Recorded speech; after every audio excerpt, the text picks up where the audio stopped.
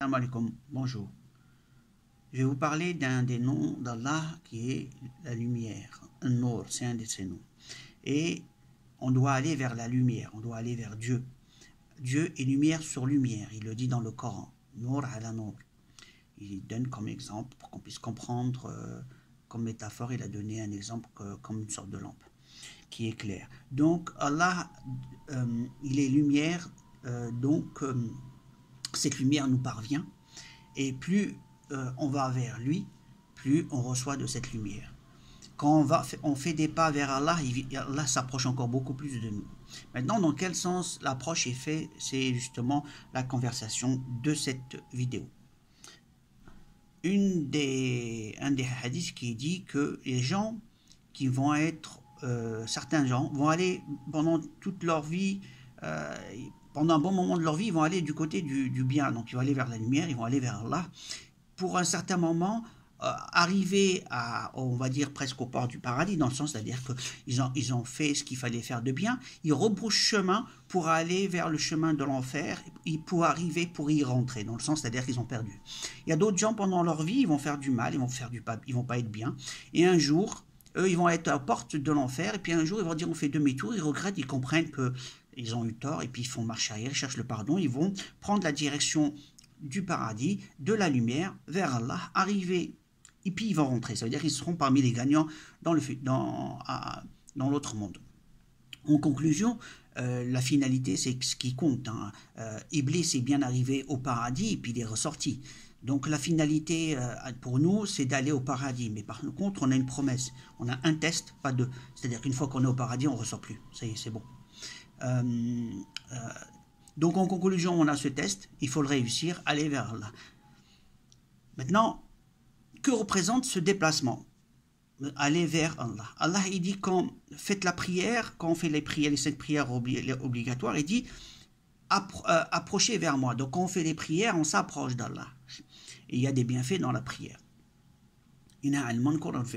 Donc ça nous préserve de certains mal dans le sens du comportement. Et ça nous rappelle Allah plusieurs fois par jour pour pas qu'on oublie, on a tendance à oublier. Et déjà avec les prières, on arrive à ne pas être à la hauteur.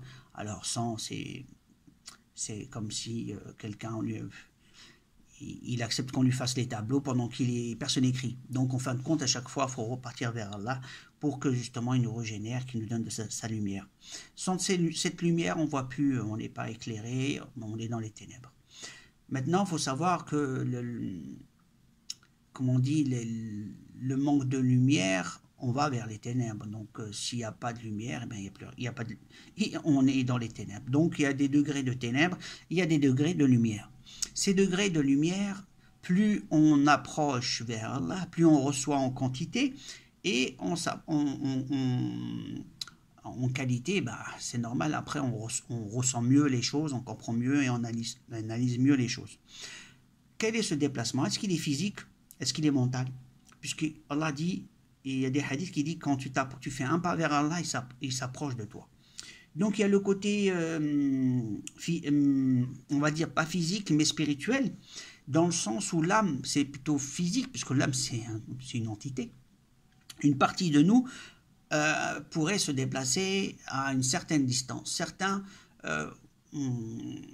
dans leur méditation, sortent bien de leur corps et ils font des déplacements corporels. Ça existe, ce n'est pas le but de la vidéo, mais ceux qui font des sorties de corps, ça existe. Ils arrivent même à voir leur corps allongé. Donc scientifiquement, il y a eu des tests, certains en parlent, regardez les sorties de corps. Ceci, c'est carrément, elle sort, on voit le corps, carrément, la personne se déplace. Donc sur cette partie-là, inconsciente, il y a une partie de l'âme qui peut sortir, là c'est la partie consciente, la partie inconsciente c'est celle qui peut aller vers Allah. Est-ce qu'on a une partie de nous, c'est une question que je me pose, qui elle a tendance à aller soit dans un sens, soit dans l'autre, comme dans un appel, une partie de nous qui va vers Allah carrément, en se déplaçant vers lui. Fur et à mesure on le cherche, plus on s'approche de lui. Donc qui est physique. Donc une partie de nous qui va vers Allah d'une façon physique. Et plus on s'approche, plus la distance diminue. Et ceux qui sont ils sont pas dans la lumière, ils vont dans le mal, ils vont dans les ténèbres, donc ils s'éloignent d'Allah. Donc, je parle bien du rapprochement pour s'approcher d'Allah. Donc, il y a le cœur. Quelle c'est cette distance? Pour Allah, les distances sont relatives, donc, mais c'est pour nous en termes de, de, de, de synchronisation, c'est-à-dire de recevoir des messages d'Allah, être guidé par Allah. Allah, quand il dit ne fais pas faire une chose, il te le rappelle. Donc c'est être guidé par Allah. Quelqu'un de guidé par Allah, il lui rappelle à l'ordre. On voit des sortes de messages, c'est comme rappelle-toi de ça, rappelle-toi de ça, rappelle-toi de ça. Donc on fait des promesses à Allah en disant on va aller dans le droit chemin. On essaye. Et puis à un certain moment, il y a des tests où on ne doit pas faillir. Et on a des rappels, des garde-fous, hein, dans le genre, Allah, aide-moi, aide-moi, et puis à un moment, il y a une épreuve qui arrive, et Allah, il te met le trait rouge en te montrant que ça, c'est pas bien. Il y a un rappel à l'ordre. Donc, tu fais marche arrière, et Allah le dit pour certains de ses messagers, il y a une personne qui... il a eu un de ses tests, quelqu'un qui le désirait, lui, c'était un péché, il ne voulait pas, et à un certain moment, là, il lui a envoyé un signe. Et là-bas, il a prié Allah pour qu'il l'aide. Et ensuite, il l'a sorti de là-bas. La question est, donc, les signes, c'est très important, c'est des rappels. Et dans les rappels, ça veut dire que c'est un peu pour nous sauver de la situation où on est. Partir de là, sortir de là, et ainsi de suite.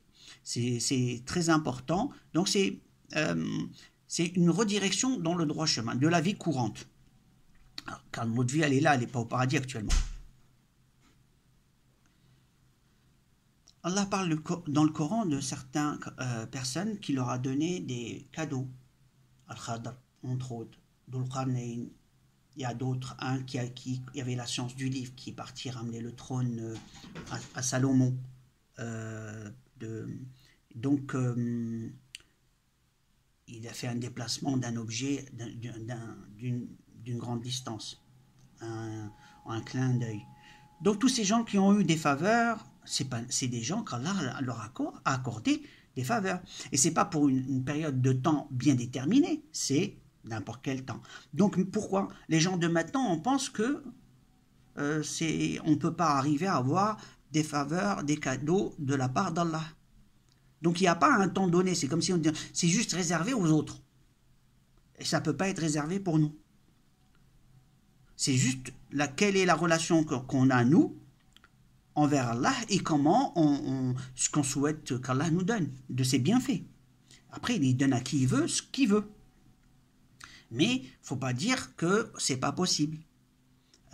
Donc des choses énormes sont arrivées avant, et ce n'étaient pas des messagers d'Allah, certains, et ils ont eu beaucoup de cadeaux. Et donc, à nous de chercher justement ces cadeaux d'Allah, et son pardon et son amour. Donc, la lumière, c'est ce qui nous guide vers Allah pour voir les choses et aller dans son obéissance et dans son amour. Et donc, lui demander de cette lumière, qu'on soit obéissant, on lui soit obéissant. Donc il y a